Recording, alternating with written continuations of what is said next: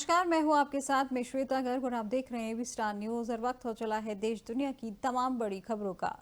संभल की जामा मस्जिद में सिविल जज की ओर से सर्वे का आदेश जारी दिए जाने के खिलाफ सुप्रीम कोर्ट में आज सुनवाई हो रही है। सीजेआई संजीव खन्ना की अध्यक्षता वाली 2 सदस्यीय पीठ इस मामले पर सुनवाई कर रही है, जहां शाही जामा मस्जिद का रख रखाव करने वाली कमेटी ने इस याचिका में सिविल जज के 19 नवंबर के एक पक्षीय आदेश पर रोक लगाने की मांग की है। समिति ने याचिका में कहा है कि 19 नवंबर को मस्जिद के हरिहर मंदिर होने का दावा करने वाली याचिका संभल कोर्ट में दायर हुई है। उसी दिन सीनियर डिवीजन के सिविल जज ने मामले को सुना और मस्जिद समिति का पक्ष सुने बिना सर्वे के एडवोकेट कमिश्नर नियुक्त कर दिया गया। एडवोकेट कमिश्नर 19 की शाम ही सर्वे के लिए पहुंच भी गए और 24 में फिर से सर्वे हुआ। याचिका में कहा गया है कि जिस तेजी से सारी प्रक्रिया हुई है उससे लोगों में शक फैल गया है और वे अपने घर से बाहर निकल गए हैं। भीड़ के उग्र हो जाने के बाद पुलिस गोलीबारी हुई और 5 लोगों की मौत हो गई। याचिका में आगे कहा गया है कि शाही मस्जिद 16वीं सदी से वहां है, जहां इतनी पुरानी धार्मिक इमारत से सर्वे का आदेश पूजा स्थल अधिनियम और प्राचीन स्मारक एवं पुरातत्व स्थल कानून के खिलाफ है। अगर यह सर्वे जरूरी भी था तो यह एक ही दिन में बिना दूसरे पक्ष को सुने नहीं दिया जाना चाहिए था। याचिका में सुप्रीम कोर्ट से आग्रह किया गया है कि वे निचली अदालत के आदेश और प्रक्रिया पर रोक लगाए। सर्वे रिपोर्ट को फिलहाल सील बंद लिफाफे में रखा जाए।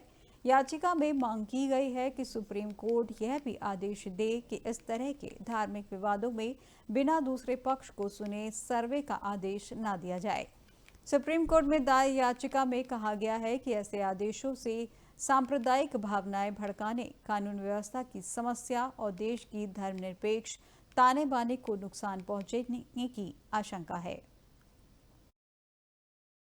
माननीय न्यायालय का हम सम्मान करते हैं। सर्वोच्च न्यायालय ने जो भी आदेश दिया है हम उसका सम्मान करेंगे, उस आधार पर काम करेंगे। और सबसे बड़ी चुनौती हमारे सामने है कि हम किसी भी व्यक्ति को कानून हाथ में लेने नहीं देंगे, लॉ एंड ऑर्डर को मेंटेन करेंगे और निष्पक्ष जांच करा करके जो भी दोषी होगा उसके खिलाफ कार्रवाई होगी, ये हमारी प्रतिबद्धता है। आज माननीय सुप्रीम कोर्ट के सामने याचिका दायर की गई थी। ऑनरेबल सुप्रीम कोर्ट ने ये कहा, सबसे पहले ऑनरेबल सुप्रीम कोर्ट ने चिंता जताई कि वहाँ पे पीस और हार्मनी मेंटेन रहे और स्टेट ऑफ यूपी की तरफ से जो काउंसिल प्रेसिडेंट उन्होंने कहा कि हम सारी कोशिश और हम पूरा दायित्व है पीस और हार्मनी मेंटेन करने का। इसके बाद माननीय सुप्रीम कोर्ट ने जो मस्जिद कमेटी थी जिन्होंने एसएलपी दायर की थी उनको कहा कि आप इस ऑर्डर को हाईकोर्ट में चैलेंज कर सकते हैं और हाईकोर्ट में जाने का उनको एक लिबर्टी दी है। साथ ही साथ ऑनरेबल सुप्रीम कोर्ट ने यह भी कहा है कि 3 दिन के अंदर अगर आप हाईकोर्ट में याचिका दायर करते हैं तो मामला हाईकोर्ट के सामने लिस्ट किया जाए और हाईकोर्ट के फर्दर डायरेक्शंस तक के लिए वेट किया जाए और तब तक के लिए ट्रायल कोर्ट की प्रोसीडिंग रुकी रहेगी जब तक हाईकोर्ट अपना निर्देश नहीं दे देता है। और ये मामला अभी ट्रायल कोर्ट में 8 जनवरी को लगा हुआ है। साथ ही साथ ऑनरेबल सुप्रीम कोर्ट ने यह भी निर्देश दिया है कि जो एडवोकेट कमिश्नर महोदय हैं वो अपनी रिपोर्ट सील कवर में दाखिल करेंगे। सुप्रीम कोर्ट ऑर्डर को अच्छी तरह समझता हूं कि ये एक हम स्वीकार करनी चाहिए, क्योंकि इस विषय हमारे देश की सामाजिक भाईचारा को खराब करने वाले, बर्बाद करने वाले विषय है। जो अगर हमारे देश में हर जगह जहां एक ईदगाह है, एक मस्जिद है, हम नए नए विषय उठा के हमारे देश को इतनी किस्म की दुर्घटनाएं पहुंचाएं। आपको पता है कि संभल में बहुत लोगों की देहांत हो गए, बहुत लोगों की चोट पे पहुंचा गया, बहुत बुरी बात हुई है। तो इस किस्म की ऐसी चीजें होने के अलावा बेहतर होगा कि हम प्लेसेस ऑफ वर्शिप एक्ट 1991 के अनुसार कि इस किस्म की चीजों को सुप्रीम कोर्ट के हाथ पे पहुंचा के तय करें कि अंत में जो बंद है बंद रहने दो और जो आगे जाना है कैसे करना है वो सुप्रीम कोर्ट को तय करने दो। मेरे ख्याल में ये सब सोचनी चाहिए कि हमारे देश में अभी भविष्य के बारे में सोचने का मौका है। हम अभी 21वां शताब्दी में 15 या 16 शताब्दी के संभल में पिछले दिनों हुई हिंसा की उत्तर प्रदेश की योगी सरकार ने न्यायिक जांच के आदेश दिए हैं, जहां राज्य के गृह विभाग के आदेश के अनुसार हाई कोर्ट के रिटायर्ड जज देवेंद्र कुमार अरोड़ा की अध्यक्षता में 3 सदस्यीय समिति को मामले की जांच का जिम्मा सौंपा गया है। समिति के 2 अन्य सदस्य सेवानिवृत्त आईएएस अधिकारी अमित मोहन प्रसाद और पूर्व आईपीएस अधिकारी अरविंद कुमार जैन है, जहां समिति को 2 महीने के भीतर रिपोर्ट देने को कहा गया है। बता दें कि संभल हिंसा की जांच के लिए समिति के गठन का आदेश उत्तर प्रदेश के गृह विभाग द्वारा जारी किया गया है। जिसमें कहा गया है कि माननीय न्यायालय द्वारा जामा मस्जिद बनाम हरिहर मंदिर विवाद में आदेशित सर्वे के दौरान दिनांक 24 नवंबर 2024 को हुई हिंसक घटना कोई पूर्व नियोजित षड्यंत्र थी अथवा एक सामान्य आपराधिक वारदात जिसके कारण तमाम पुलिसकर्मी चोटिल हुए। 4 व्यक्तियों की मौत हुई एवं संपत्ति का भी नुकसान हुआ है, जिसकी जनहित में जांच आवश्यक है।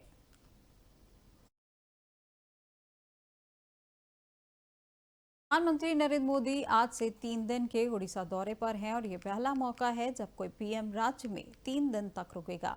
पीएम मोदी भुवनेश्वर के लोक सेवा भवन कन्वेंशन सेंटर में 30 नवंबर और 1 दिसंबर को होने वाली डीजीपी आईजी कॉन्फ्रेंस में शामिल होंगे।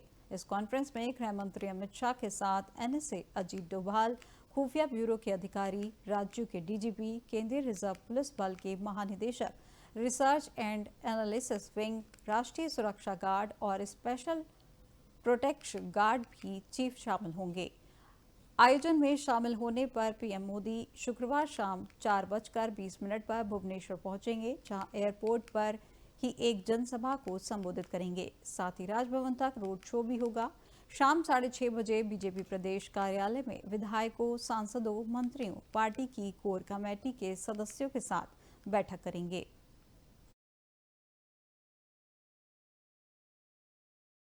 महाराष्ट्र विधानसभा चुनाव नतीजों के 6 दिन बाद भी नए सीएम को लेकर अभी सस्पेंस बरकरार है। नए सीएम चेहरे को लेकर दिल्ली से लेकर महाराष्ट्र में बैठकों का दौर जारी है। इसी कड़ी में आज मुंबई में बैठक होने वाली थी, जिसमें सीएम के नाम का ऐलान हो सकता था, लेकिन मुंबई में आज होने वाली महायुति की अहम बैठक रद्द कर दी गई है। मिली जानकारी के मुताबिक कार्यवाहक मुख्यमंत्री एकनाथ शिंदे अपने गांव सतारा चले गए हैं। अब 1 दिसंबर को भाजपा विधायक दल की मीटिंग होगी, जहां इस मीटिंग में 2 ऑब्जर्वर की मौजूदगी में मुख्यमंत्री के नाम का ऐलान किया जाएगा। भाजपा मराठा चेहरे पर भी विचार कर सकती है, जहां इस बैठक के बाद महायुति की बैठक बुलाई जाएगी। बता दें कि आज होने वाली महायुति की बैठक से पहले बीती देर शाम एकनाथ शिंदे, देवेंद्र फडणवीस और अजीत पवार ने करीब 2.5 घंटे तक गृह मंत्री अमित शाह और भाजपा अध्यक्ष जेपी नड्डा के साथ मीटिंग की। इस दौरान एकनाथ शिंदे ने आधे घंटे तक शाह से अकेले में मुलाकात की, जिसे लेकर कहा जा रहा है कि हाईकमान ने शिंदे को डिप्टी सीएम या केंद्र में मंत्री पद का ऑफर किया है। शिंदे केंद्रीय मंत्री बनने का मन बनाते हैं तो उनके गुट से किसी अन्य नेता को डिप्टी सीएम बनाया जा सकता है। बता दें कि बीजेपी मराठा चेहरे पर भी विचार कर रही है, जहां सीएम चुनने में जातीय गणित की बड़ी भूमिका हो सकती है, क्योंकि 228 सीटों की विधानसभा में मराठा समुदाय के विधायक बड़ी संख्या में है। देवेंद्र फडणवीस ब्राह्मण है। ऐसे में भाजपा नेतृत्व सीएम के कुछ मराठा नेताओं पर भी विचार कर रहा है। हालांकि सूत्रों की माने तो आरएसएस ने दबाव बढ़ाया तो फडणवीस के सीएम बनने की संभावना ज्यादा है।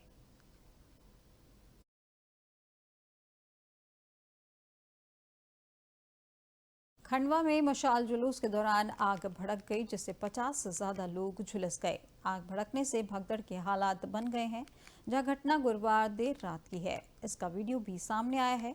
इसमें दिख रहा है कि लोग तेजी से भाग रहे हैं, जहां घायल लोगों को जिला अस्पताल लाया गया है। जानकारी मिलते ही पुलिस और प्रशासन के अधिकारी जिला अस्पताल पहुंचे हैं, जहां घायलों से बात कर उनका हाल जाना और घटना की जानकारी ली। खंडवा एसपी मनोज राय ने बताया कि शहर के घंटाघर पर जब मशाल मार्च का समापन हो रहा था, तब कुछ मशालें उल्टी हो गई थीं, जहां उनमें जो बुरादा और तेल था उससे आसपास की मशालें भभक गईं। इससे वहां घेरा बनाकर खड़े लोग झुलस गए। इनमें महिलाएं और बच्चे भी शामिल हैं। लोगों के चेहरे और हाथ झुलसे हैं। वहीं 30 लोगों को जिला अस्पताल लाया गया है। इनमें से 12 लोगों को भर्ती किया गया है, बाकी को प्राथमिक इलाज के बाद घर भेज दिया गया। देश की राजधानी दिल्ली में 5 दिन से हवा में प्रदूषण का स्तर लगातार बहुत खराब श्रेणी में बना हुआ है। इसके बाद आज 29 नवंबर छठे दिन भी यह स्थिति नजर आ रही है। सुबह 7 बजे वक्त दिल्ली का औसत AQI 332 मापा गया। वहीं कुछ इलाकों में वायु गुणवत्ता सूचकांक 400 के पार रहा। इसके अलावा मौसम में भी बदलाव होता नजर आ रहा है।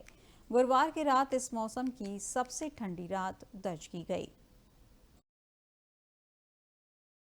देश दुनिया की तमाम बड़ी खबरों में फिलहाल बस इतना ही और अधिक जानकारी के लिए देखते रहिए एबी स्टार न्यूज। नमस्कार।